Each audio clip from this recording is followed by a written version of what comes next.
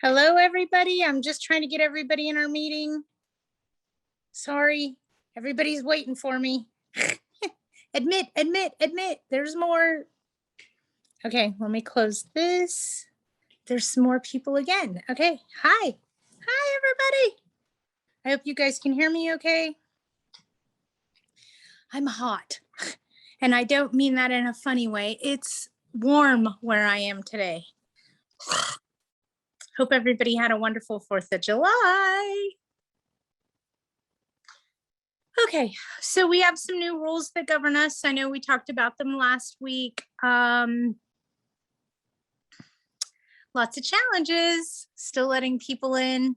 The new law basically extends, I'm still letting people in, sorry you guys.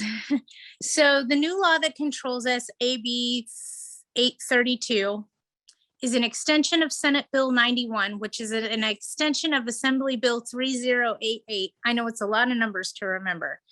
Here's what I'm trying to say. Hold on. Everything just got extended. So what we've done before, meaning no rent increases, no late fees, that still applies, okay? And I got in a fight with an attorney yesterday. I did. I got in an argument with him, okay?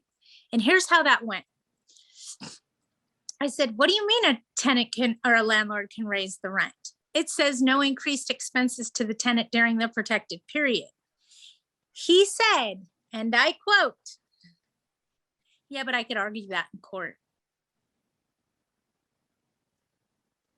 He didn't like it when I said, how much money is it going to cost the landlord to argue that? Is it going to be more than the rent increase?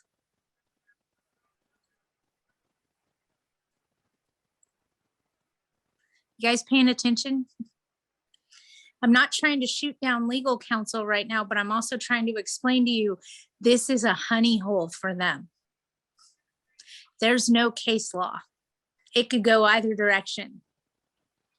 And they get paid to litigate. Did you say we cannot do rent increases right now? Is that what you're saying? Yeah, absolutely. I called the Apartment Owners Association several times and asked them, and they told me that it's okay to do them. Senate Bill 91 says there can be no increased expenses to the tenant during the protected period. The protected period just got extended. Okay. My thing is, err on the side of caution. Is it worth it? If you end up in, maybe you won't, maybe the tenant will pay the increase and it'll be fine. But what if they say that it's retaliation and a year from now they sue you? Is it worth it? How much of an increase are we talking about here? $50 a month? I know damn well you guys aren't increasing no $500 a month. You can't. And if you are, we need to have a whole nother conversation about California Penal Code 396 subparagraph B that says that you cannot price gouge during a state of emergency, or it's 6 months in jail and a $10,000 fine. I just want you guys to err on the side of caution, because when we do that, and I'll give you a great example, okay?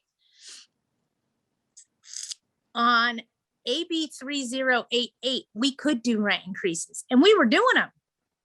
And then Senate Bill 91 came out, and we had to reverse them. So what does that make us look like as landlords if we change the rules and then change them back? It makes it look like we have no idea what we're doing. And let's face it, right now, because of COVID, we don't.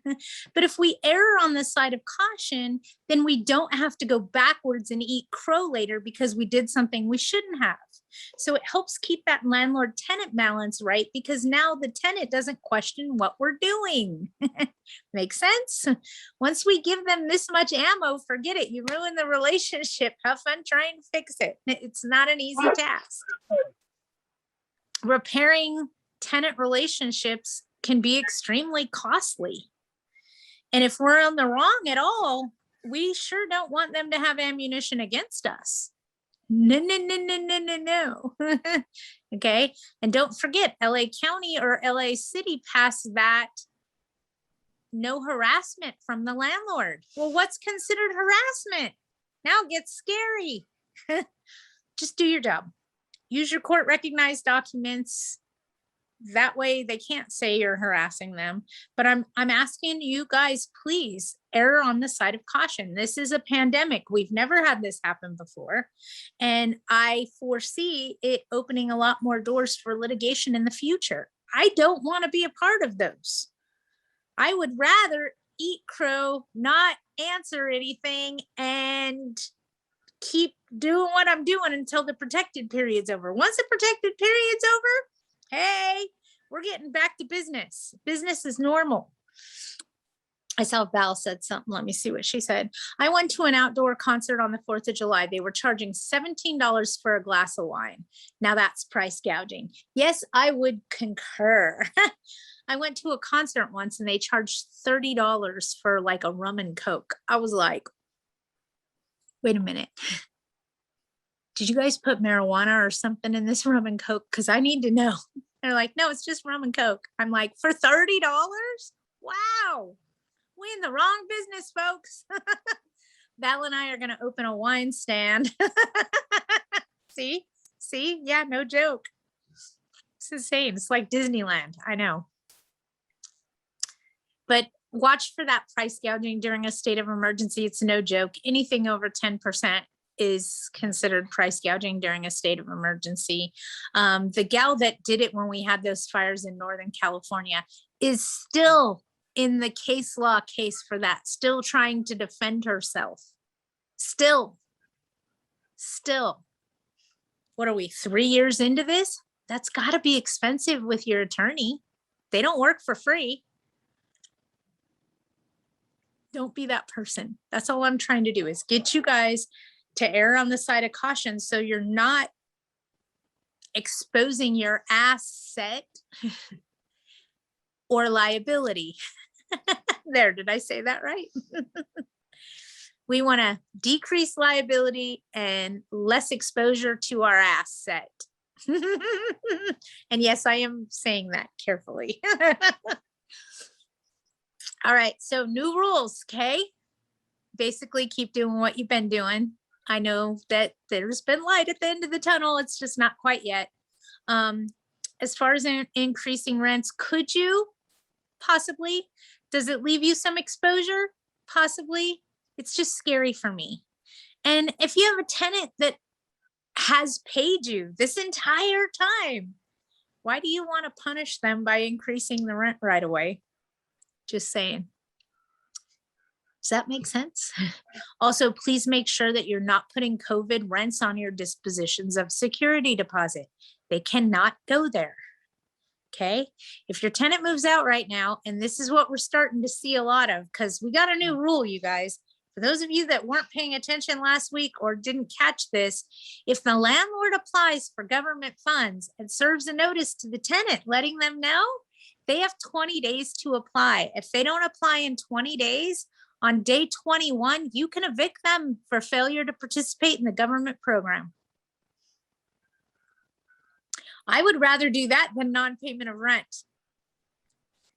We now have a way to make our tenants that are manipulating the system accountable for their actions. So what are we going to see? Let's just flip the script for a minute, okay, you guys? If I was a tenant manipulating the system right now, where I didn't pay any rent until 25% of the rent on or before September 30th, I'd move. We're starting to see tenants moving with no notice. They're just up and leaving. So watch your properties that have balances. Talk to the neighbors. Make sure you're aware if the tenant moves out in the middle of the night.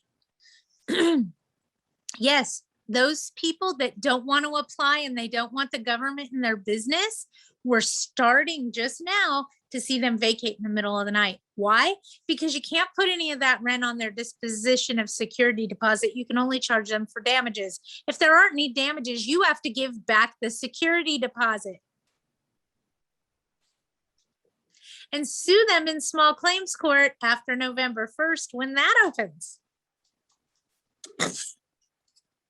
Okay. So we're starting to see some tenants bailing because they don't want to be held accountable for their actions. They're going to live in the new car they bought, you know, that's why they didn't pay you the rent. A lot of tenants honestly are, and you'll laugh at this one, but it's true, are using their COVID money that they didn't pay rent for, and they're buying houses. God love them. God love them. And then there's an and then, folks.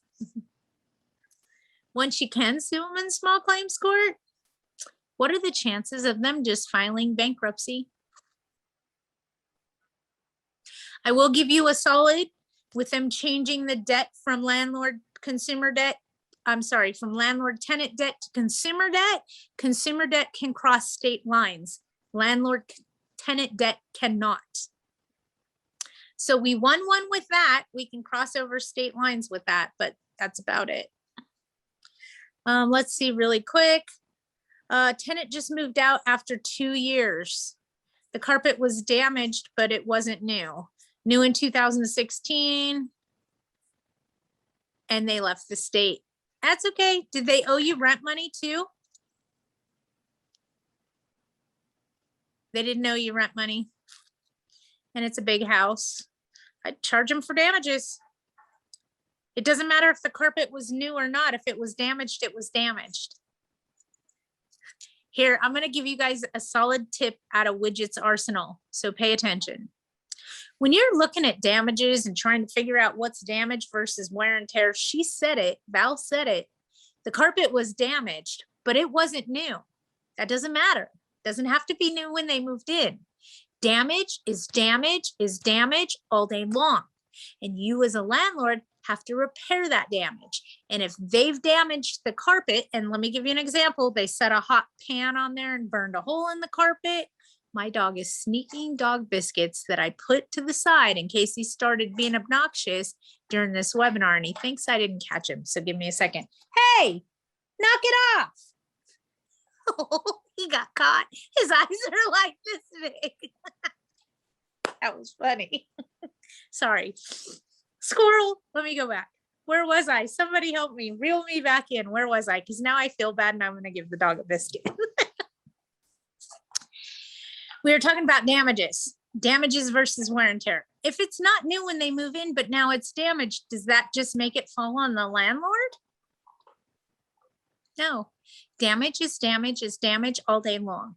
So if they damage the carpet, guess what? They have to pay to fix the carpet. And if that means to replace what they've burned, or their pet dug a hole in, or they were digging a hole to China. My favorite thing was, and this was straight out of a tenant's mouth, oh, well, we shouldn't be responsible for the burn marks in the carpet. See, we had a friend come over and they were pulling pages out of the phone book, lighting them on fire and throwing them on the rug.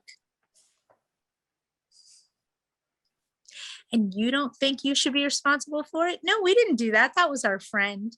Oh, you know, in your lease contract where it says you're responsible for your for the residents, the guests, and yeah, that all falls on you, buddy.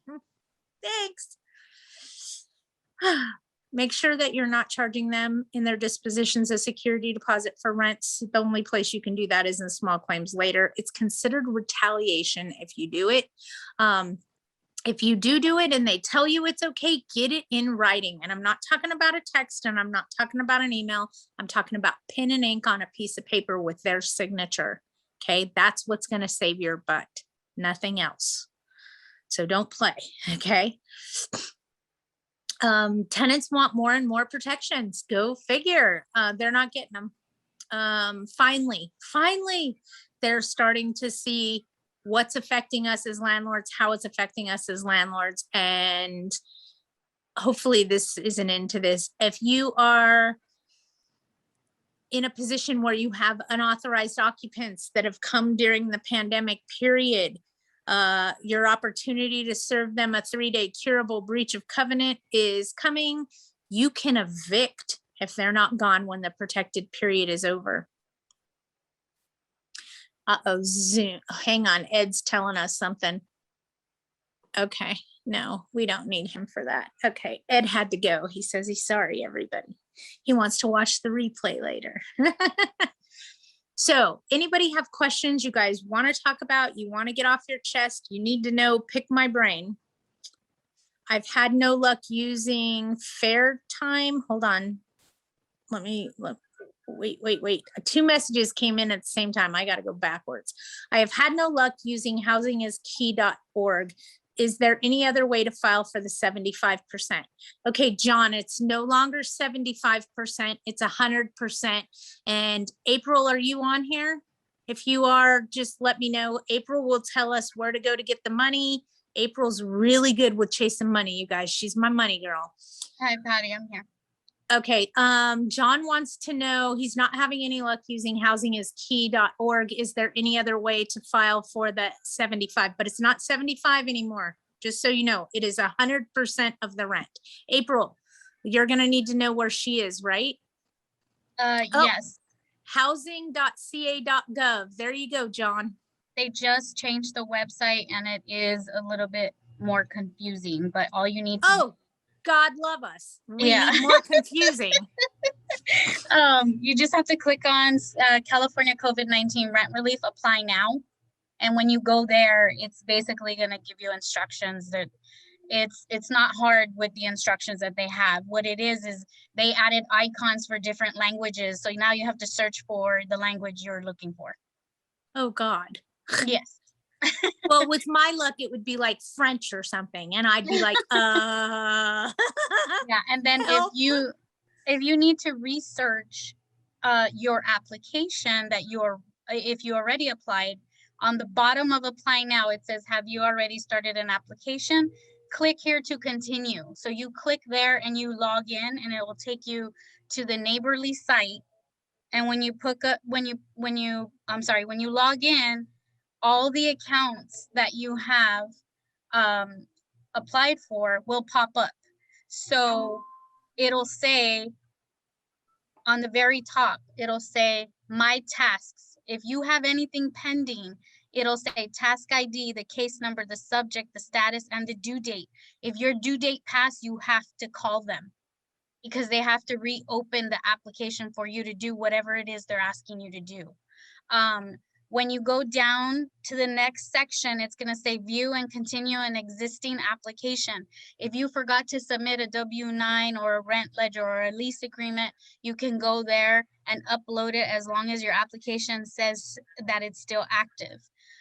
Below that, it's going to say ERAP Awards, and it has ID numbers, and it has the name of the landlord, and it has what program they applied for, whether it was landlord rental assistance or utilities.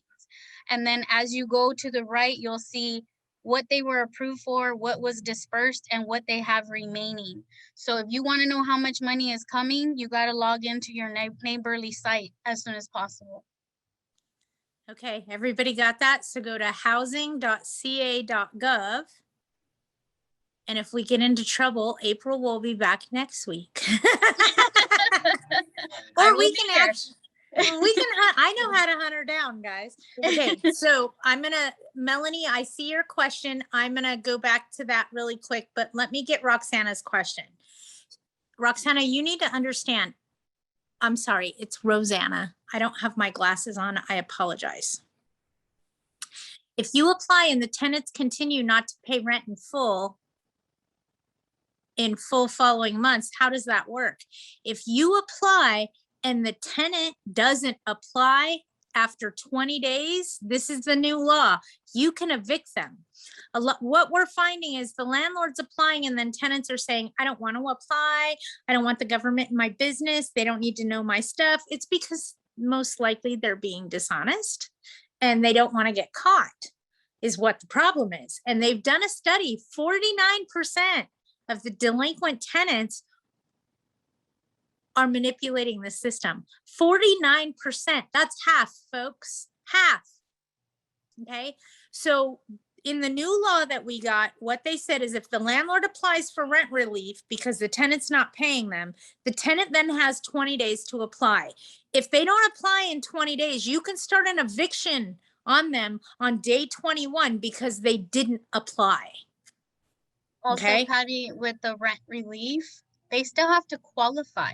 So if they don't qualify and they get a denial letter and they owe you $7,000, $8,000, you can evict them too. As long as you have the denial letter. Everybody paying attention? Why would the government deny the tenant? Because they were being deceitful? Right. I mean, let's face it, you guys, come on. This is our chance. This is our hook. This is what they gave us to force them to participate in the government program. And if they don't want to do it, now we can evict them. We got a tool. Use it. Chase the money by all means, because that's at the end of the day what's going to save our butts. But if they won't apply with the money, that's when we want to hang them. Okay, so let me go back to the other question regarding, can I please repeat the grandfather clause for LA and what our next steps can be and when? Okay, let me explain it this way. And then I saw the new law, I saw you, Gabby, too. Let me come back to you. Let me just explain this. I don't know if you guys can see me while I have this open. Hi, I can see me now. So what they did in the new law is they basically said, if the, hold on, let me go back to make sure I get this right. I clicked on the wrong button. I'm okay, you guys, I promise. It helps if I have my glasses. Okay, so what I'm saying with the grandfather clause and what I'm trying to explain to you guys is under AB 832, they made it so municipalities can no longer come up with their own moratoriums. What did I just say in English? Individual cities and counties cannot have their own COVID rules.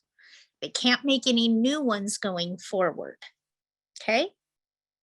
They can't make any new COVID rules going forward. But the municipalities, the cities that already had COVID restrictions in place, and for us, that is the city of Los Angeles at 12 months of additional time, the county of Los Angeles at 6 months of additional time, and the county of San Diego. For everywhere else in Southern California, there's no extensions of COVID moratoriums or tenant protections. When this is over, October 1st, September 30th, to be official, we're done. LA City has 12 months of additional protections. LA County has 6 months of additional protections. San Diego has 6 months of additional protections. Will we hear anything from Fair Housing? I don't know. Honestly, I don't know. We're getting closer.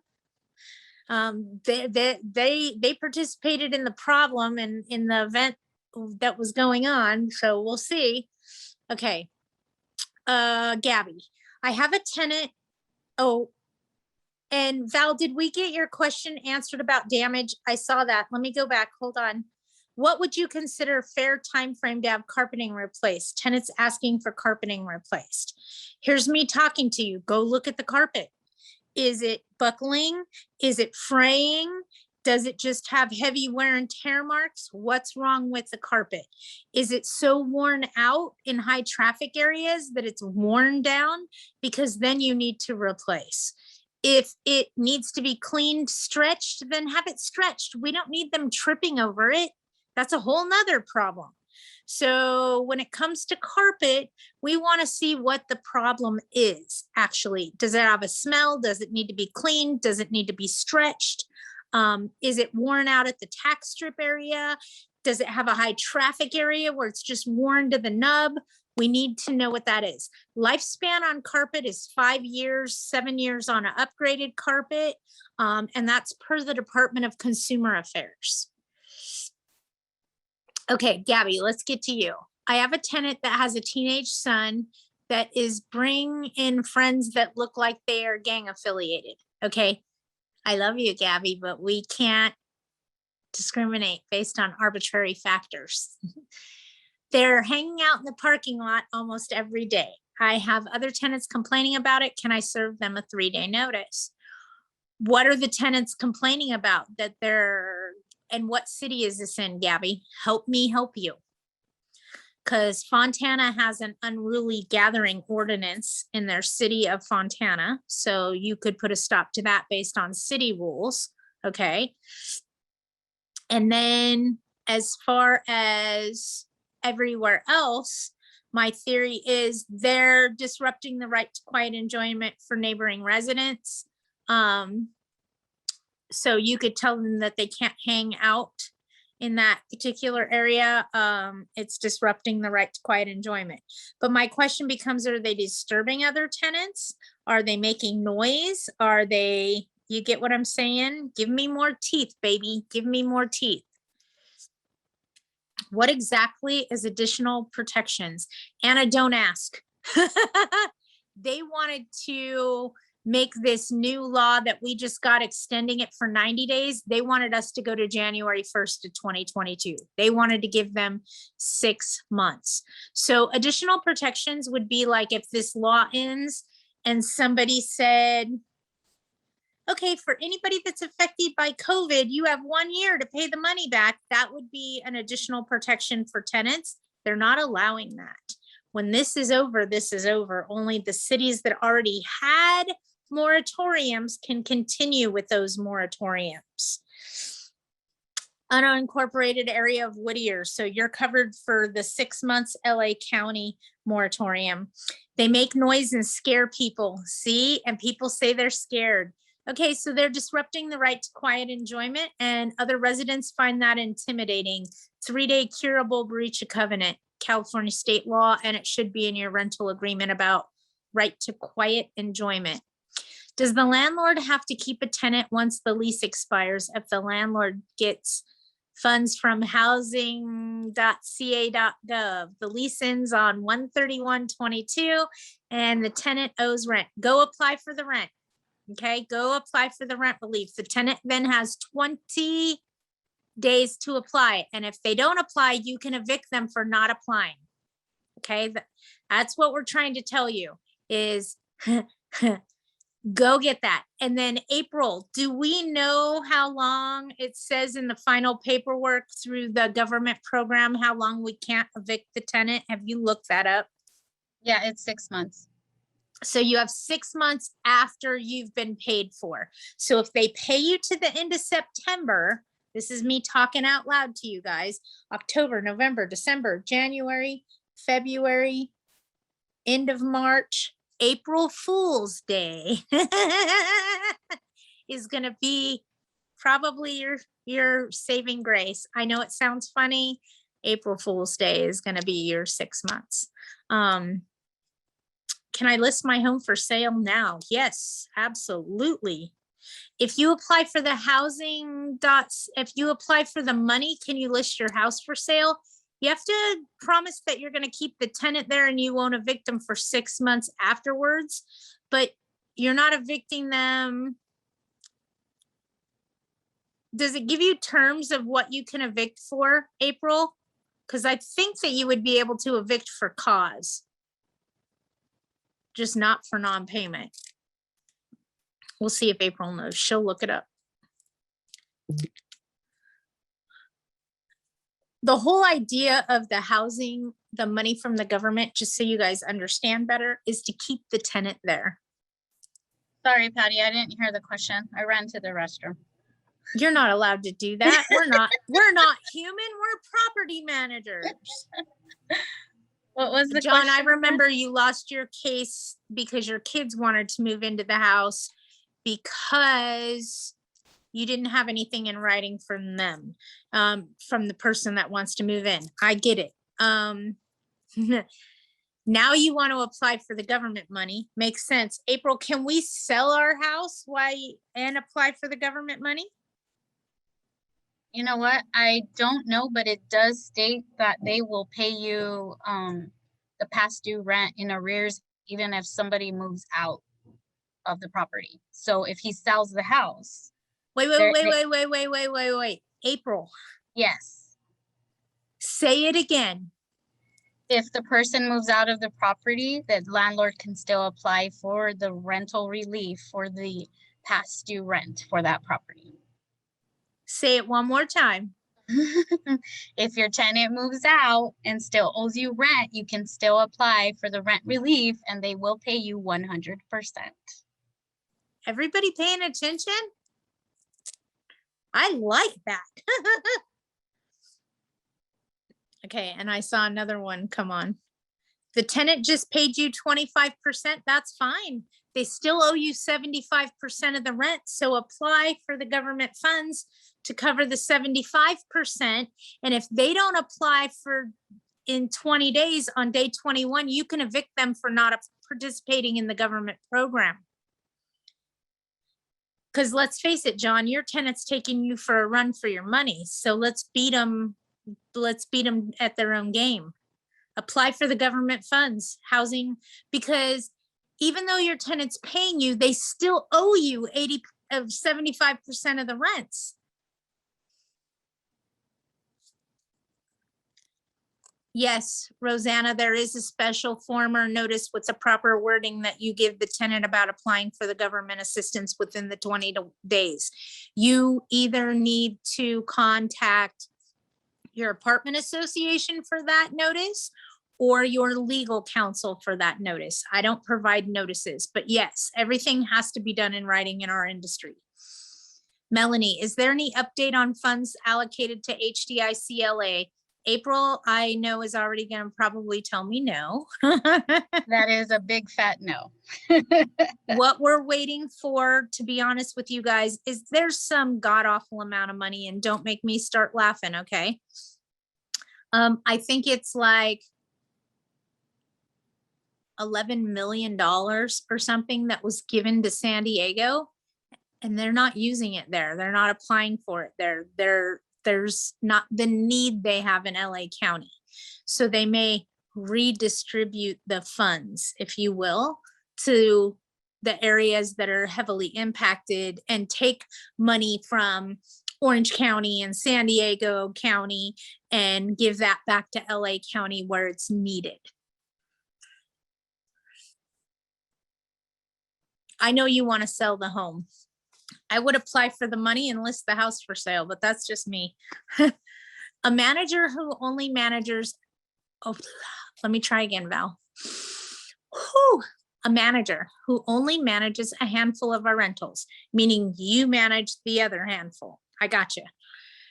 Had their office vandalized and burned over a month ago. They say they're having trouble collecting the June rent, which wasn't deposited. Some of the tenants have simply canceled their checks and reissued. One tenant bought a money order, but they did not keep the receipt. Another isn't paying. So since he feels he already paid, and this is not his fault, the PM lost his rent, I certainly do not want to make an insurance claim with my insurer. I'm still waiting for the manager's plan of action. Stop talking to the property manager and call their broker and tell them that you're going to call the Department of Real Estate if this doesn't get resolved. Because in all reality, if you're dealing with a management company, and this is me talking to you guys, okay? So please listen. If you're dealing with a management company that has a broker and real estate agents and they're doing their job, I guarantee you they have insurance. If their office built down, then part of their loss is the rents that are owed to you, and their insurance company should be covering their asset. Okay. So I would start there with, I need to talk to your insurance company right away. Otherwise, I'm going to start legal action against you. So the property management company should have insurance that covers the loss of rents or the rents that were in their possession that got burned. Make sense? So I would be talking to them and tell them that you need to talk to their broker, that you're going to go to the Bureau of Real Estate. That's where you would start your complaints regarding ethics and due diligence and things along that nature, because they should have took care of you immediately. That's just me talking out loud. I always want to keep my owners happy because without them, I don't eat. It's not rocket science, right? Without our property owners, we don't eat. Without tenants, we don't have a job. Anna, you're confused? I'm confused. Okay, I'm just kidding. If I were to start a new one-year lease tenancy after 10/31/21 in an LA RSO unit, no tenant protections, okay? Then the tenant says they lost their job due to COVID related issues. What do I do? Okay, Anna, let me try again, okay?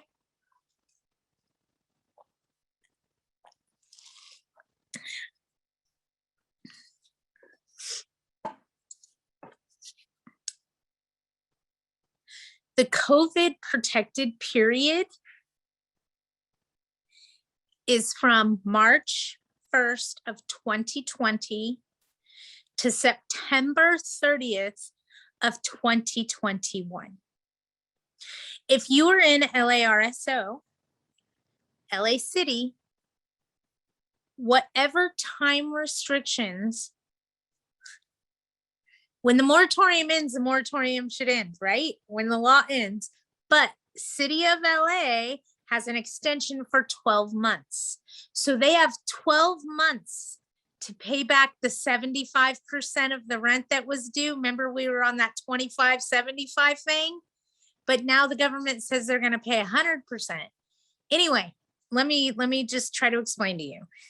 From the protected period from March to September, your tenants have 12 months to pay that rent money back. Okay, that money. So that's where and my thing is, stop waiting for the tenant to pay back. Bullshit. Go apply for the government money, serve them notice, give them 20 days. Because what if they are part of the 49% of tenants just manipulating the system? This is your chance to say, hey, I applied for the money. The state and the government is now going to give me 100%, not 80%. You already gave me 25%, but I'm still owed 75% of the rents from this whole time period that you didn't pay rent. So I'm applying for the government money. You have 20 days. On day 21, if you haven't applied, I'm evicting you. Okay, and let me go back because there's another question that came through. So under LARSO, just so you understand, if you're going on the thing of they have to pay the money back, they get a whole year. So they actually have until October 31st of, no, it's not October. It's September, not October. So September 30th of 2022 to pay the money back, if that helps you. You want to start a new 1-year lease tenancy, you're fine with the new 1-year lease tenancy. If they say they lose their job to a COVID related issue, the COVID protected period is over. Don't worry about it because it ends on September 30th. So you're fine. Can we limit pool use to residents only and not to guests for an apartment building in the unincorporated city of Whittier? We used to allow 2 guests, but we let everyone know due to COVID, it's limited to residents only. We have several tenants complaining and others not following the rules. Thanks. Disneyland opened up your pool, open up your community, stop trying to regulate it. Okay, Gabby, and that's just me talking to you.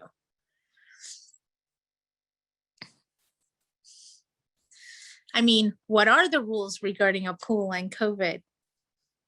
We really don't have the pandemic problem anymore. The mask restrictions are eliminated. Are you following me? Disneyland opened, so can you. Okay. I get that people aren't abiding rather than you being the property management Nazi. And I mean that by do this, don't do this, don't do that. That's not the case anymore. Disneyland opened. We can now go to concerts. Why are we still restricting pool use? COVID doesn't live outside in ultraviolet rays, right? You get what I'm saying? If Disneyland opened, folks, it's time to go back to normal. And if they don't want a social distance, you're not the cops. forget it, let it go. Some people fully vaccinated, some people asymptomatic, some people don't care. And I'll say this, and I said this in the very beginning, and I know April will vouch for me, is I said, according to the study, a lot of people are going to get sick and a small amount are going to die. You know what? That didn't change throughout the entire pandemic. When we look back at it as a whole, a lot of people got sick, a small amount of people died. So when they talk about the variants coming out, they're also saying a large amount of people might get sick and a small amount will die. I don't think it was a reason for us to hold on. All of a sudden we have 3 people in the waiting room. Hold on. Let me get them in. Hello, welcome. Hello. We lost you for a hot minute. All right, you guys got questions for me? Unmute yourselves, answer them. A pal of mine drained the community pool. I could tell you where that becomes a bigger problem. Okay. Okay. I could tell you where draining a pool becomes a bigger problem, because then you have the skater kids that want to come skate in the pool. Then you have to worry about somebody falling in there and breaking their leg. Okay, I'm just saying, having a drained pool is a big liability, huge. Also, because the water's not there and the pool's drained, that sun beating down on the gunite blisters the paint because it's not used to those temperatures and that direct contact. Okay, just hear me out. And it does damage to the pool. So when you go put water back in it again, everything could be chipping and peeling and it's bad. You could put rules on the pool, but why? Whoa, whoa, whoa, whoa. They could be strangers. Yes, they could. Hold on. But remember this, okay? You can put a lockbox. You can do all kinds of things. I could see where a laundry room becomes an issue. With the pool, just, you know who's your residents, and if they're guests, then they're guests. The neighborhood kids are going to come over because there's a guest there. Stop trying to regulate it. As far as wearing masks and making sure people are social distancing, we're done with that, folks. We're done with that. Okay? They are at their own risk. The government can't force us to get vaccinated. Okay?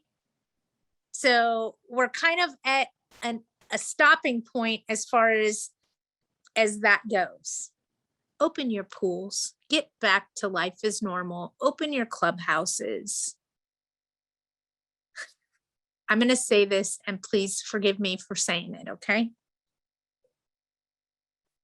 In my mind, the only reason they extended this 90 days is so that tenants had time to get their shit together before they became homeless. I mean, let's face it, those people that moved in unauthorized occupants, they have to be gone by the end of the protected period or we can evict. This extension did nothing more but warn tenants, you got 90 days. That's all we're doing for you. That's how I look at this, because not only did they give them 90 more days, I'm not worried about the 90 days. That's nothing when we're dealing with 16 months, you guys, okay? Now it's going to go to 19 months, okay? Which I'm okay with still, but that's not what this is about. The only reason the pandemic protected period got extended is so that half of the state of California would not be homeless in the next 6 months. Why do you think they made homelessness a protected class 2 weeks before they changed the law? Because we, as landlords, have had enough, and we're about to do our job. And those 49% of tenants manipulating the system and using it to their advantage, they're about to get evicted because we've applied for the government assistance because we're losing our ass and they won't apply. Now we can force them to apply or evict them. We're getting teeth back, folks. So in my mind, they gave them 90 days to prepare them for what's about to happen. That's all. I mean, come on, we're continuing to open. We're going back to concerts. The beaches are now open with no restrictions. The beaches. Open your pool, open your clubhouse, open your stuff. This isn't about COVID and all the new cases that are coming about.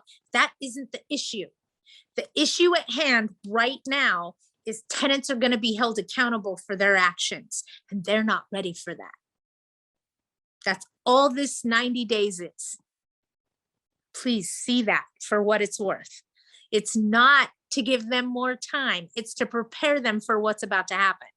Because let's face it, folks, for those of us that have a property, I don't know, in somewhere, and we haven't been paid rent for 16 months, and now we can force them, it's about to get real.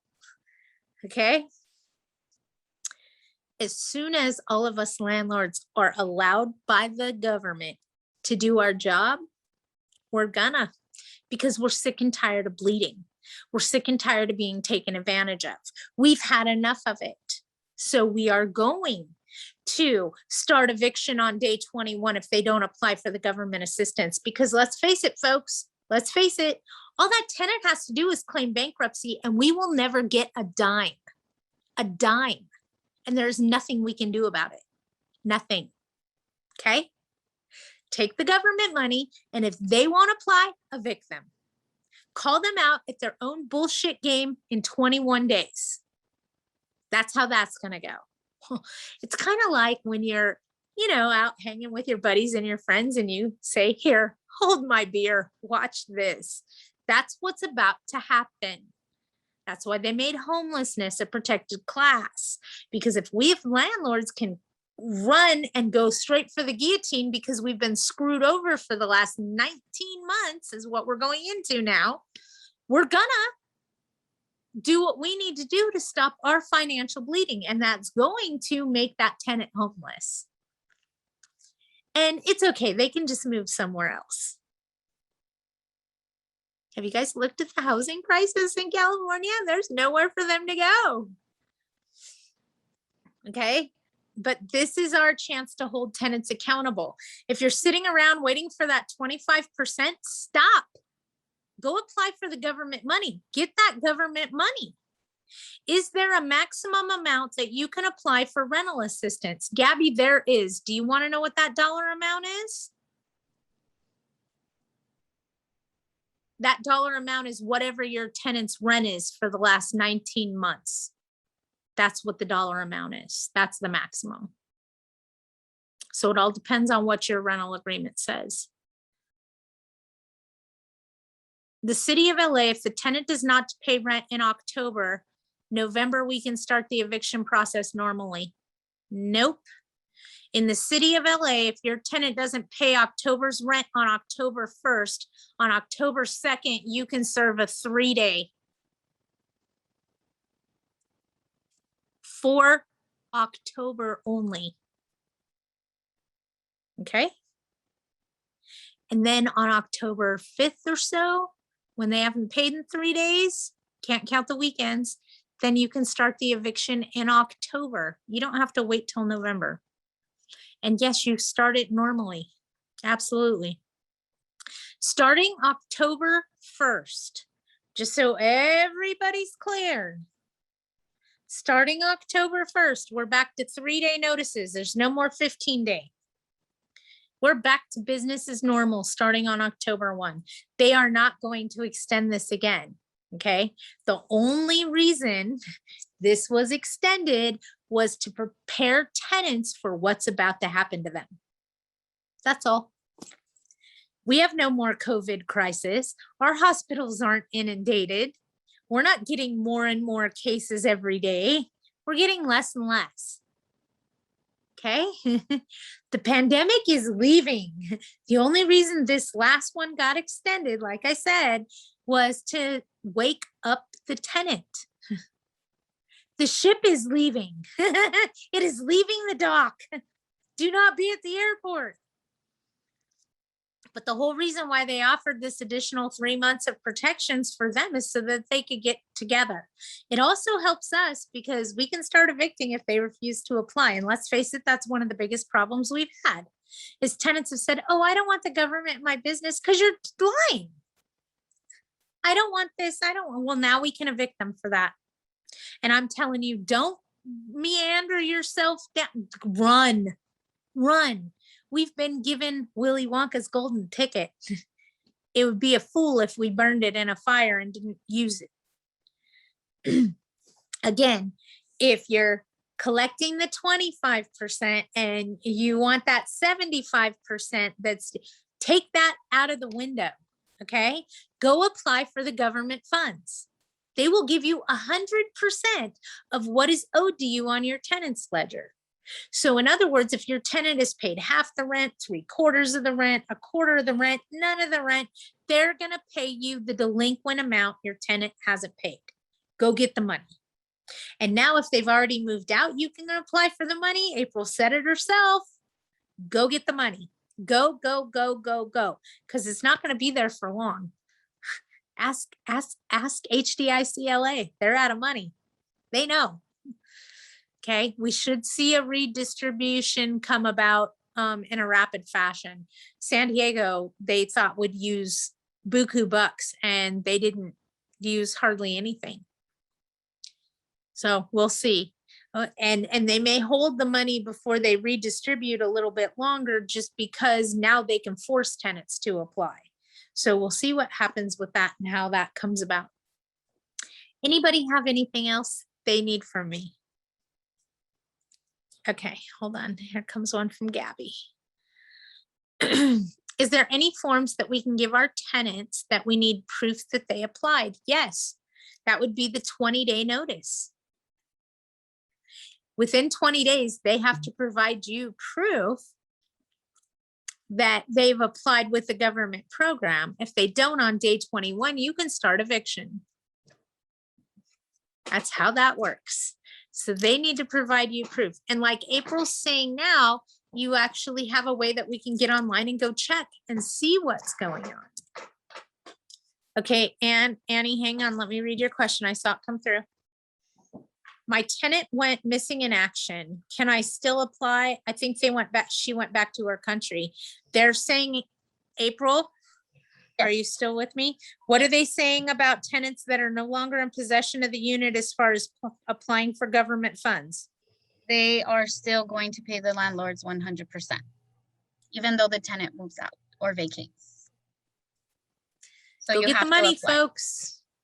Go get the money, go get the money, go get the money. Also, Patty, for the people that did already receive 80% and they're waiting for the remainder, I got an email that said that it should be processed or we should receive payment by the end of this month.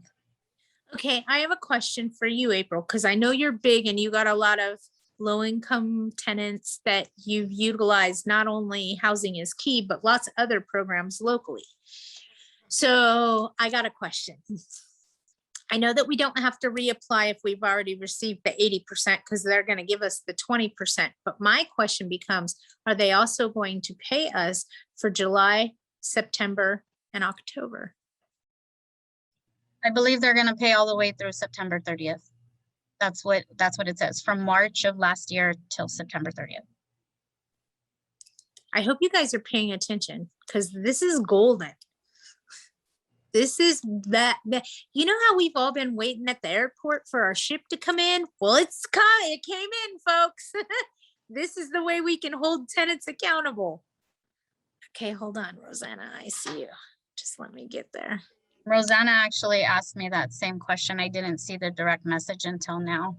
Okay, if a tenant owed rent prior to the pandemic and the monthly rent they have been paying is posted towards back rent due, you can't do that during COVID.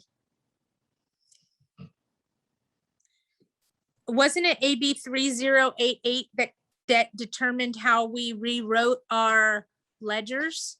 Yes, you have to apply it to the month that you receive it. So during the protected pandemic period, you cannot apply it to the most previous back to past due balance. You have to apply it to the month you received it during COVID. And they won't pay you for anything before March. Nope, because it was prior to the protected period. Correct. What is the name of the form to give tenants for landlords to get the 100%.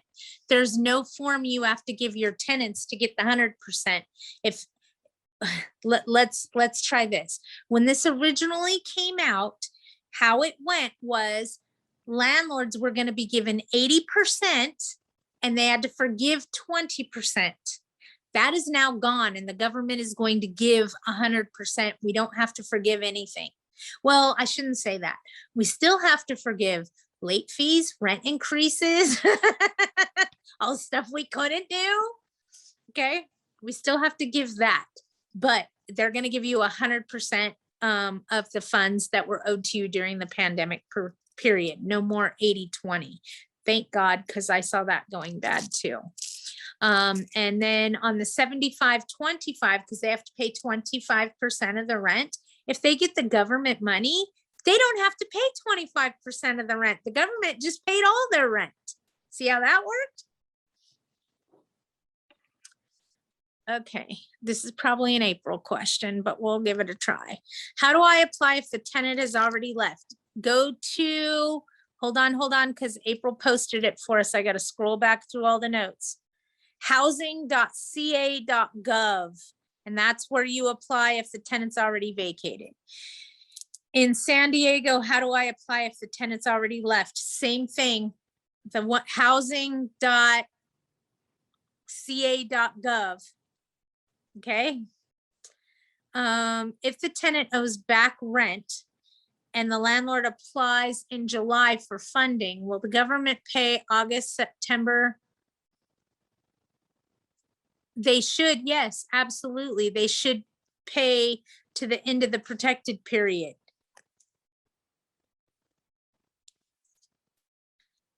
They're basically gonna pay for whatever ledger you send them, saying 5,000, 6,000, 8,000, 20,000, whatever it says on your ledger, as long as it was between March and September 30th. So if it's on your ledger, that's what the government's going to pay. And if your tenants made a portion of it, make sure that reflects on your ledger, because you don't want to defraud the government. Okay, they got big teeth. So make sure you keep it on the up and up.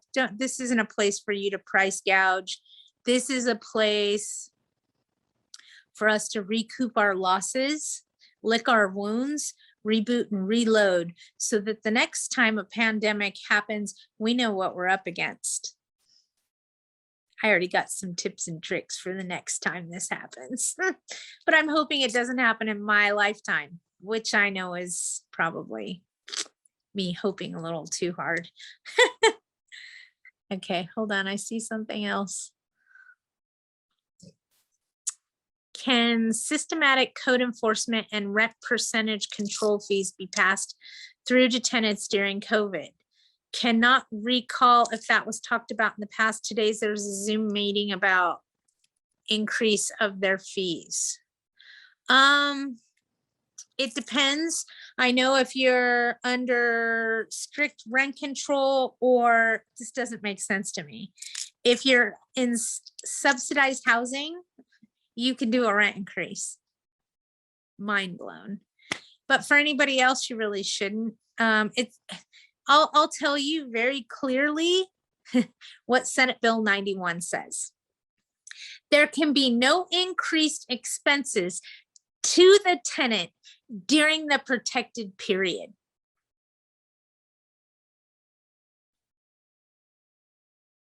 That would be a late fee, an NSF check charge, a rent increase.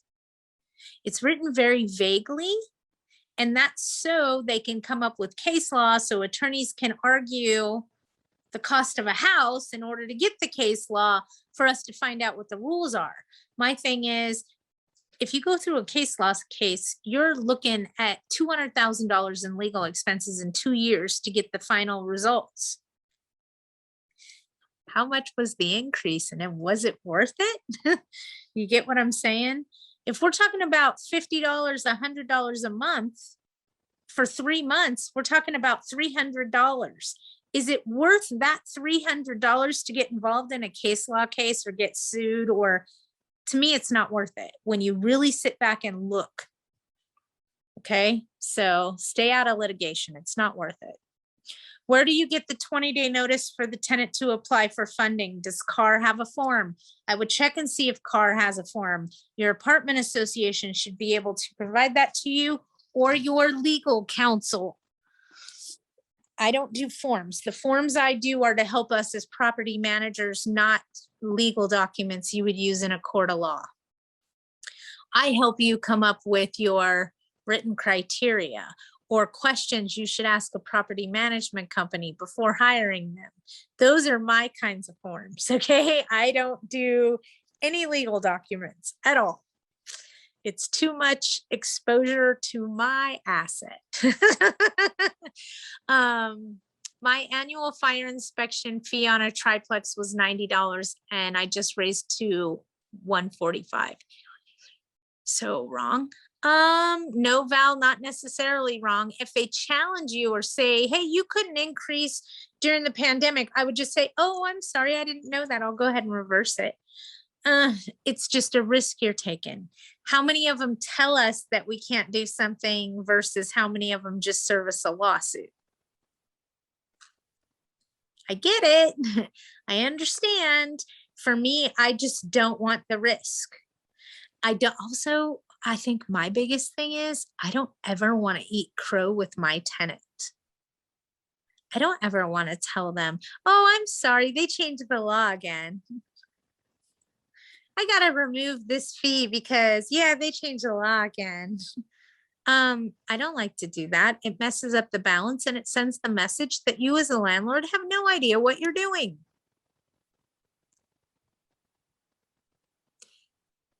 It's not a message I want to send. I approach my tenant from a very different perspective. Like if I walked into a house and the tenant called me saying, hey, the upstairs unit's leaking into the downstairs unit, you might want to send somebody out here. I'm going to come out to the property, to the downstairs unit that's the victim, whose ceiling looks like stalactites coming out of a cave. And I'm going to say to them, oh, you are not going to owe the rent until this is corrected. This is a habitability issue. Why am I going to say that at hello? Because it's going to calm down the situation. As soon as that pissed off tenant who is reigning in their living room, okay, hears that they don't have to pay the rent, they calm down. You don't owe any rent. You don't owe any rent from the time you notify me of the problem until the problem is corrected. It's the law. So just tell them what their rights are at hello, tell them what the law is. It usually calms the situation down. So then you're not dealing with a raving lunatic because it's raining in their living room. You know, it does say in your lease that you have to have renter's insurance. Did you get that? Because they'll pay to put you in a hotel. There's lots of things that you can do to manipulate the situation once you're in the situation. But I always, and people say I'm crazy. Why'd you tell the tenant they don't owe the rent? Because it calmed down the situation and now I'm not dealing with them screaming and bitching at me. So if it's the law and it's the rule, use it to your advantage. Oh, I'm so sorry this happened to you. Please know that you don't owe the rent until it's corrected, and I'll go to bat and fight for you for that. Why? Because it's the right thing to do. Besides, the next time there's a problem, that tenant's going to come to you right away and be open and honest with you. Why? Because they feel that you protected them. And if you're an agent working for a management company, you have a fiduciary duty to represent both parties. So do it and keep that balance right. Okay. Landlords are, hey, I got bad news for you, man. This doesn't look good. We're going to have to give them a rent credit. Okay, Patty, are we going to have to put them in a hotel too? Most likely. And we're going to have to give them a food credit. But if we don't do this, it could be so much more expensive.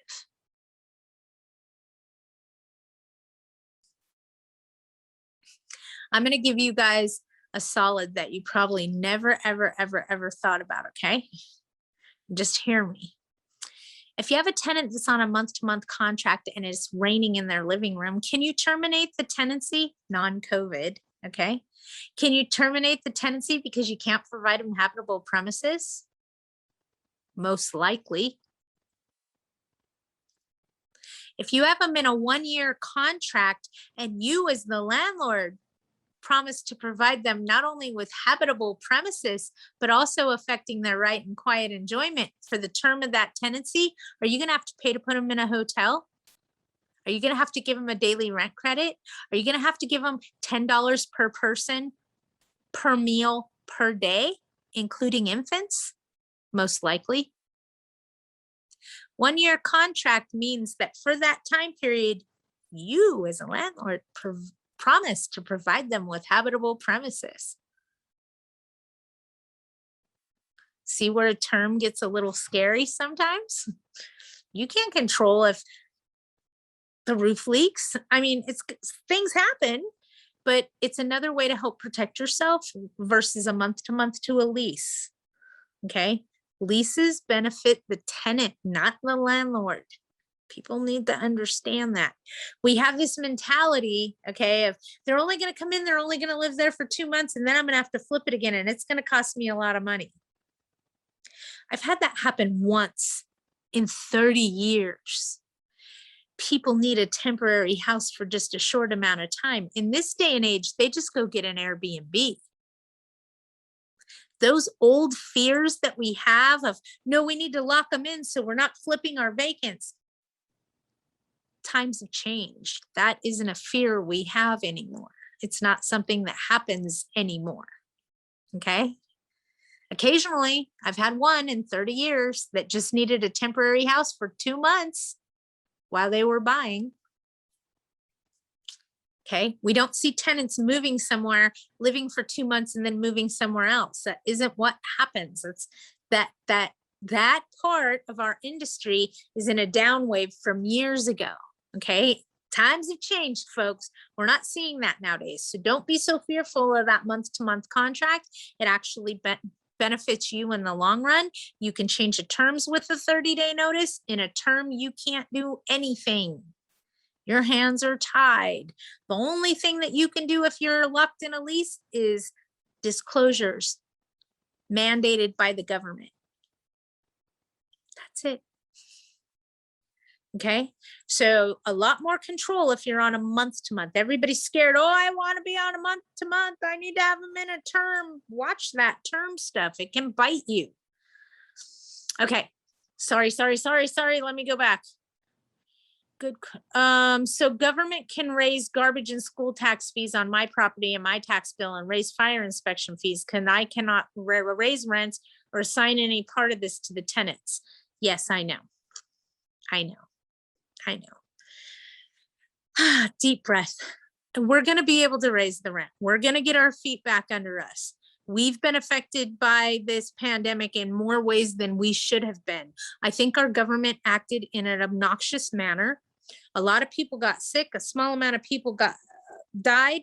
I don't think we should have shut our country down for it. Just saying. Do they get a prorated daily amount deducted or the whole monthly rent until it's fixed?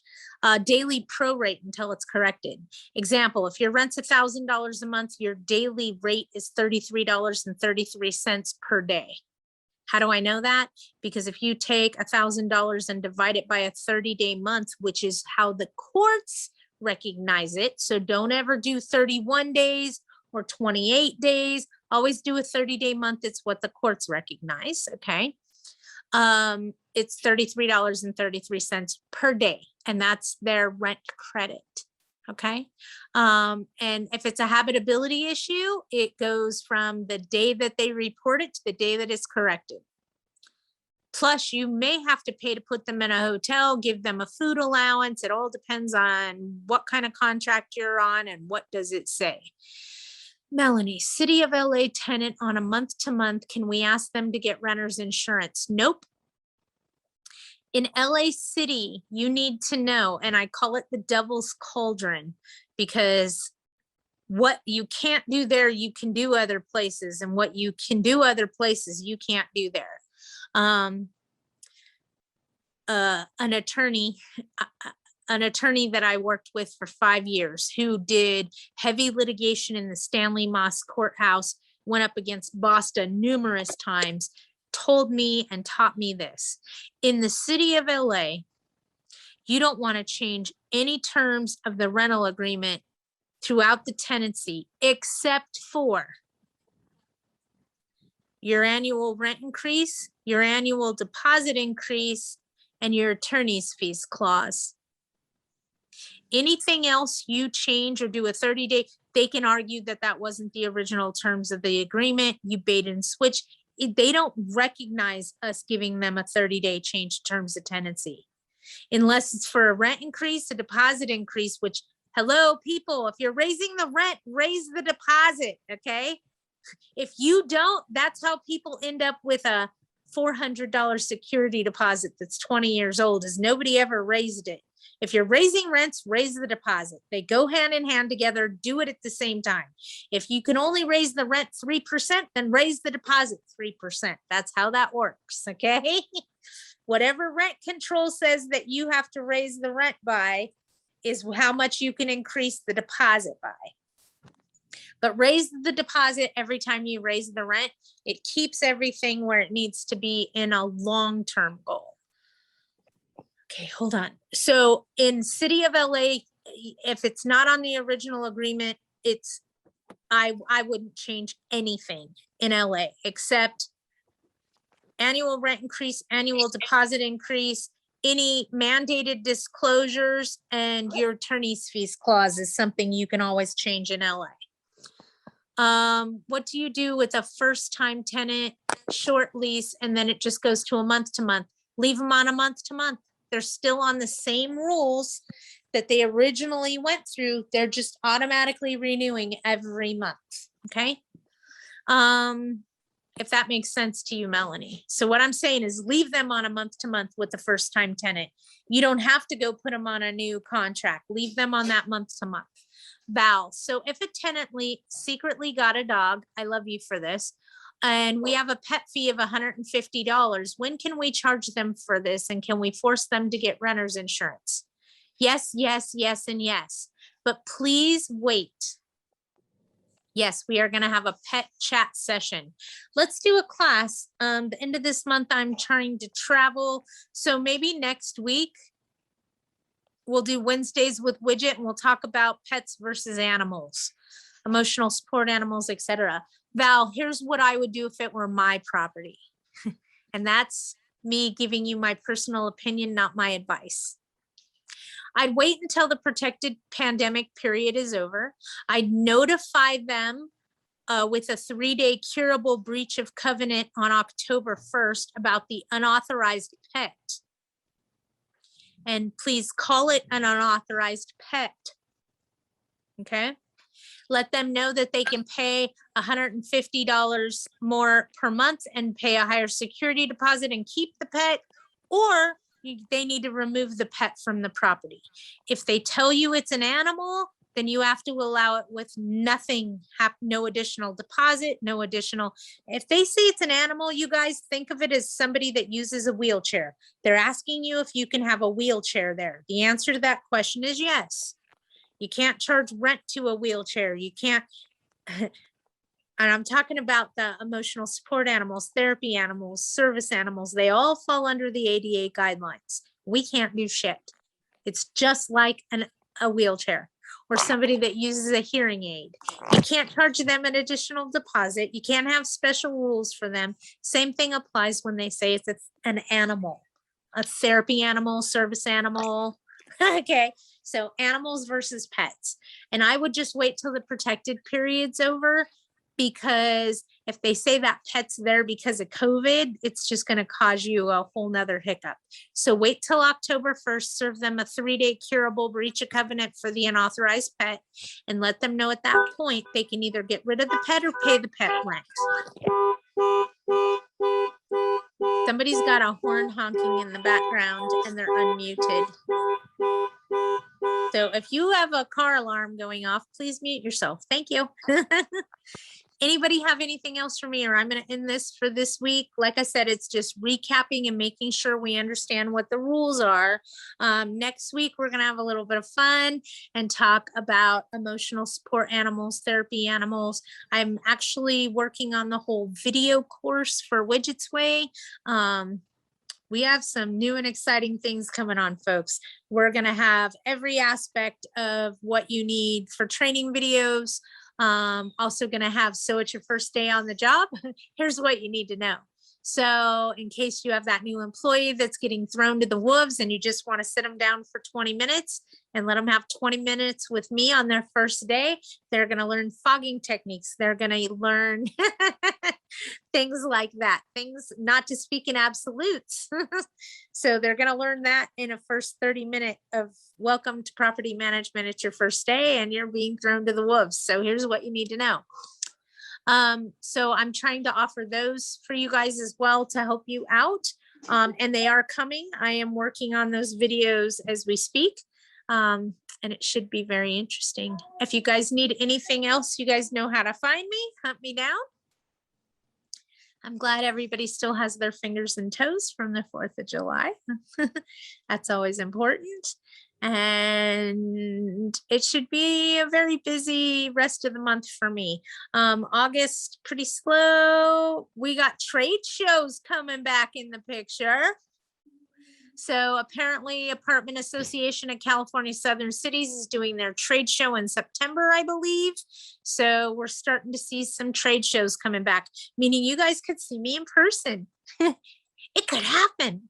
I actually, last week, did a webinar at the Sheriff's Department in person. So we are coming back in person. Next week, include enforcing renters insurance versus not. You guys want my easy opinion? I always enforce that they get renters insurance. It makes your life easier when shit goes bad. Also, if you have them list you as an additional insured or interested party on their policy, you can file a claim for them. Ooh, wait, what did Patty say? Wouldn't it be cool? I'm just saying. If you called your tenant's insurance company and said, so there's a habitability issue with the property, the house is uninhabitable, I need to file a claim so that you can put the tenant in a hotel, it's going to be about 3 weeks before this is fixed. Hit the easy button. Sometimes that makes your life a lot easier when you can call and file the claim for them, especially when they destroy something. All right, you guys. So until next week, I will see you soon. If you have questions, you know how to hunt me down. Enjoy, everybody. And I will see you next week. We'll talk about insurance. And we'll talk about animals, and we'll get those off the questions. Either that or I'll do videos and then they'll be up on Widget's Way and you guys can just watch them. All right. Have a good one. Bye, guys.